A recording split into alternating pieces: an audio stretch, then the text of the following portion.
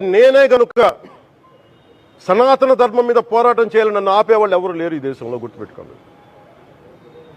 నేను గనుక సనాతన ధర్మం కోసం నేను పోరాటం చేస్తే చచ్చిపోవడానికి సిద్ధం నేను. కానీ నేను అక్కడ దాకా తీసుకెళ్ళిన విషయాలు దానికి నిదర్శనమే రామతీర్థాస్ రాముల వారి విగ్రహం శిరిచ్ఛేదం జరిగినప్పుడు ఒక్క మాట మాట్లాడకుండా చెప్పి కూర్చున్నాను.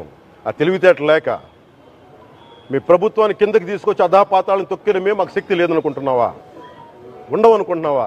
కానీ మేము సమాజాన్ని కలిపి ఉంచాలని వ్యక్తులం తప్ప విడగొట్టాలని వ్యక్తులం కాదు. మేము గుర్తుపెట్టుకోండి. నేనే గనుక సనాతన ధర్మం మీద పోరాటం చేయాలని నన్ను ఆపేవాళ్ళు ఎవరు లేరు ఈ దేశంలో, గుర్తుపెట్టుకోండి.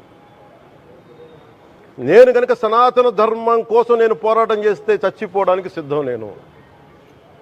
కానీ నేను అక్కడ దాకా తీసుకెళ్ళిన విషయాలు దానికి నిదర్శనమే రామతీర్థాస్ రాముల వారి